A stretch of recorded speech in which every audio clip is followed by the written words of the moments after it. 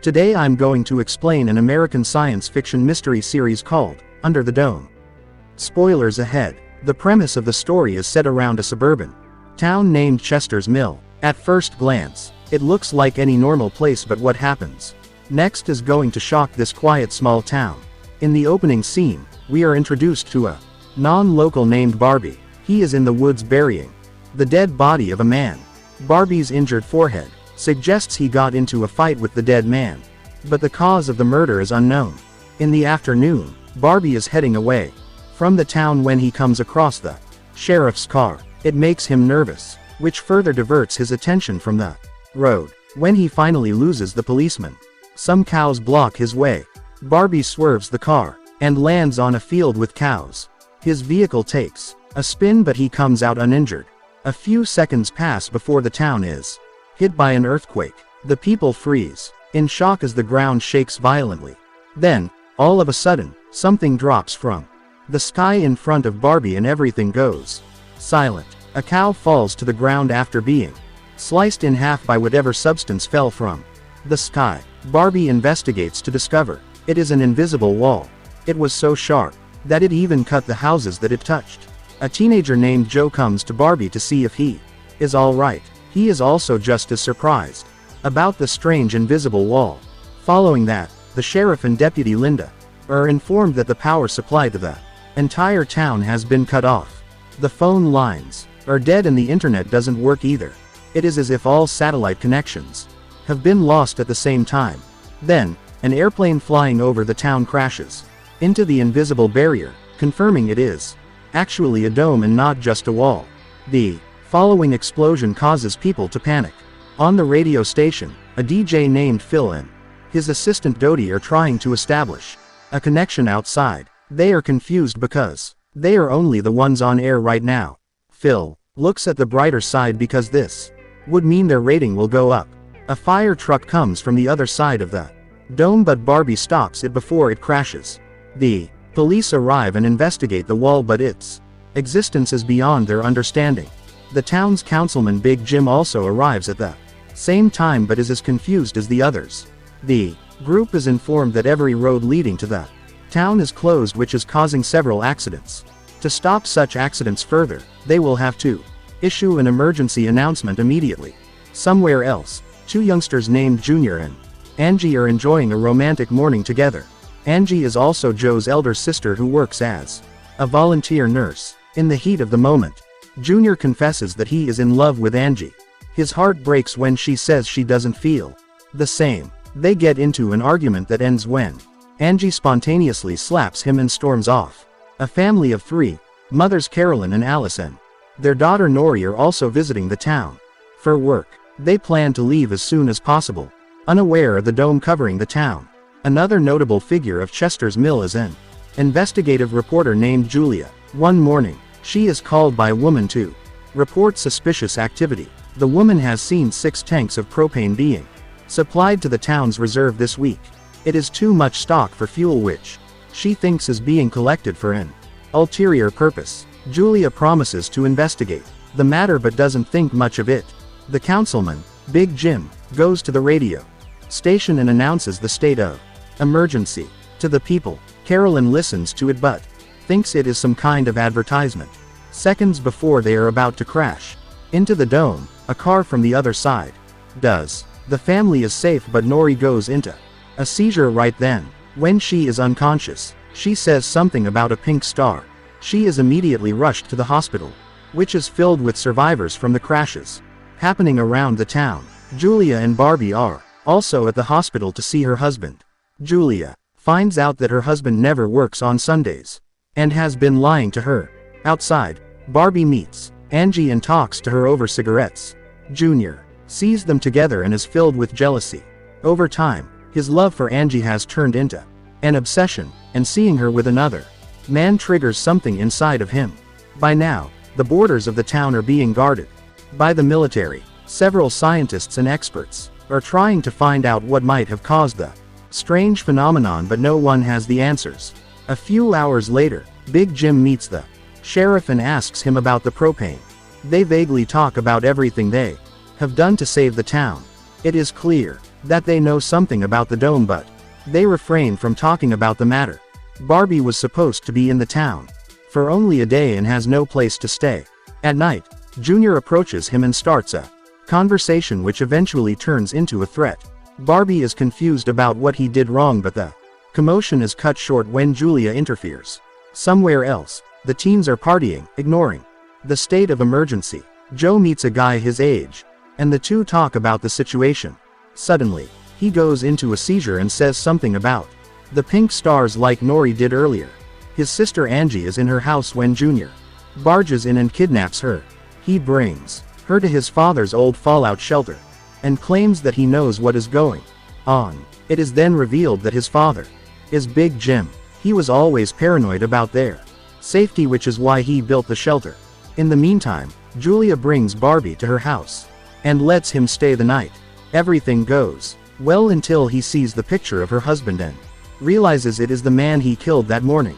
Linda and the sheriff are on a patrol when the sheriff's pacemaker bursts and kills him in the process. A flashback from the morning shows us that Barbie was in the town to meet Julia's husband and talk to him about some kind of payment. The doctor didn't want to pay, which caused a fight, and Barbie accidentally shot him dead. Even though it was only an accident, he knew he was going to be convicted, hence, to avoid it, Barbie disposed of the body. In the morning, he notices that his necklace is missing and asks Julia about it. She promises to keep an eye out for it, but Barbie realizes he left it in the cabin where he killed her husband. Somewhere else, two policemen come running to the sheriff, but by now, he is already dead. Linda cries, holding him in her arms. Joe is with his friend Ben, who helped him when he got a seizure last night. Ben asks him what he meant by the pink star, but Joe doesn't remember saying anything after he fell to the ground. In the radio station, Dodie manages to connect with the people outside of the dome. Using a special device, she can hear the soldiers talking to each other but cannot talk to them. Till now, even the soldiers are confused about what the invisible thing is. At the town's diner, Big Jim is enjoying breakfast before Linda arrives and informs him of the sheriff's death. They immediately rush to the town's mortician, Lester. In the bunker, Angie tries her best to call for someone but is unsuccessful. When Junior arrives, he chains her down to a bed. He thinks that Angie's rejection and the dome's appearance are somehow related, and when the dome goes away, she will return back to her normal self. The comment is enough evidence of his mental health issues. The mortician Lester used to be the sheriff's friend and is shocked to hear about his death. But when Linda is not around, he and Big Jim reveal they know something about the propane import that happened last month. They, together with the sheriff, were hiding a secret from the town. The sheriff's death confirms he won't tell anyone about their involvement, which is good news for them. Later that day, Linda walks into the police station to see Big Jim looking for something in the sheriff's office. On being asked, Jim says he came to take a look at his will, and Linda believes him. In reality, he was there to find paperwork about the propane import that might get him and Lester in trouble. He thinks the papers are in the sheriff's house and makes Lester get them somewhere else. Julia goes to the radio tower and finds out they can listen to the soldiers talking outside the dome. Through the device, they figure out people are trying to dig under the dome but are unsuccessful. Julia broadcasts the news to the town through the radio. The information causes people to panic, which in turn makes them irrational. Joe and Ben are near the border watching scientists outside doing their job. They are trying to see if water has any effect on the dome. They reach no definite conclusion, but Joe finds out the dome works as a very thick sieve. Later that day, Barbie goes to the cabin to look for his necklace. He finds it, but Junior spots him right after. He calls him out for sleeping with Angie. Barbie figures out the guy is delusional, but cannot get him to go away. They get into a fight and Barbie overpowers him easily. After that, we see Lester breaking into the sheriff's house to look for the papers about the propane import. He finds them under a drawer and lights them on fire. But the plan backfires when the flames spread and take over the entire house. Soon, several people gather around the house, trying to put the fire out, but without the help of a fire truck, it is almost impossible. If they let the house burn down, the temperature Inside the dome will rise and eventually kill everyone. Barbie leads the people who join. Hands to bring water to the house. Linda hears Lester's voice and runs inside. To save him, she drags him out of the place, before handing him to the paramedics. Even after an hour of trying to put the fire out, it only spreads further. Then, Jim comes with a loader and finally ends the commotion.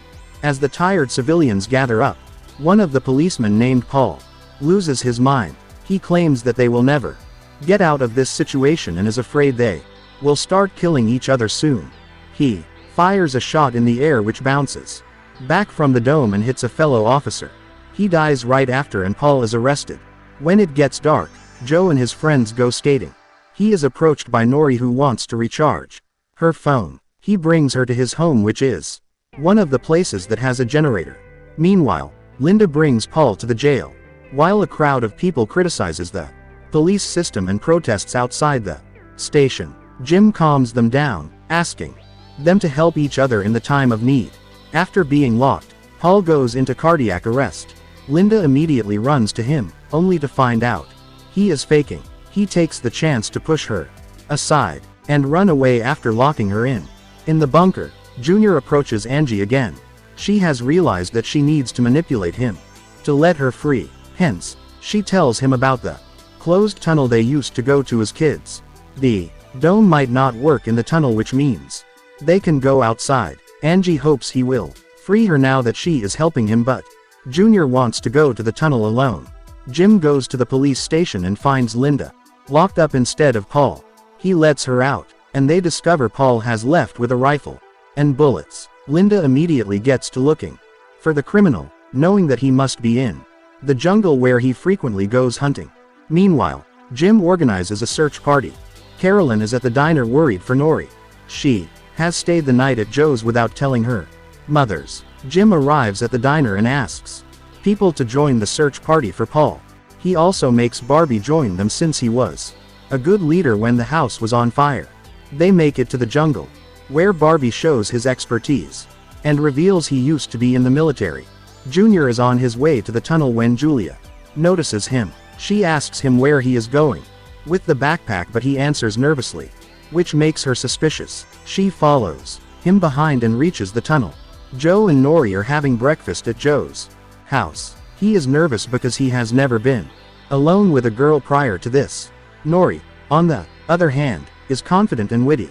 As they talk, Ben brings in two more girls to charge their phones. He wants to use the generator to impress them, unaware that it is an important commodity. Joe has to reluctantly let them in. In the woods, the search party runs into Paul, who shoots a guy on his leg. A second guy stays to take care of him while Jim and Barbie run behind Paul. In the tunnels, Junior reaches the end and finds out the dome runs through it as well. He gets too close to the wall, which makes his torchlight burst like the sheriff's pacemaker. Julia comes out to warn him, but he is not happy that she followed him. Junior loses his mind and starts punching the invisible wall until Julia stops him. They sit down to talk and rest for a while. Julia tells him that she is stuck in her lousy job as a journalist because of a mistake she made in the past. As they chat, Junior reveals that his bruises were caused by Barbie. He asks her to stay away from the guy, making it seem like Barbie hit him for no reason. By now, Joe's house is filled with people using his electronics. A bully tries to make people pay for the electricity that he doesn't even own.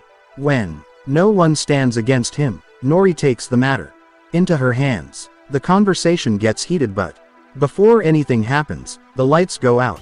Nori is happy that Joe stood up for her. Meanwhile, in the woods, Barbie and Jim bump into their target but are stuck because Paul also has his rifle out. He is seconds away from killing Jim when Linda appears behind and shoots him dead. At Joe's house, Carolyn arrives and asks her daughter to be more responsible. Joe and Nori hold hands, which creates strange sparks and sends them both into a seizure. They again collectively chant about some kind of pink stars falling in line. In the bunker, Junior visits Angie again, this time with a first aid kit. She helps him dress the wounds on his knuckles, but secretly keeps a pair of scissors with herself. In the last scene, Julia and Barbie are home after a long day. Julia has started to suspect him after what Junior told her. When he is in the shower, she goes through his belongings. Subscribe for more videos like this, turn on the notification, and leave a like to help the channel out. Thanks for watching.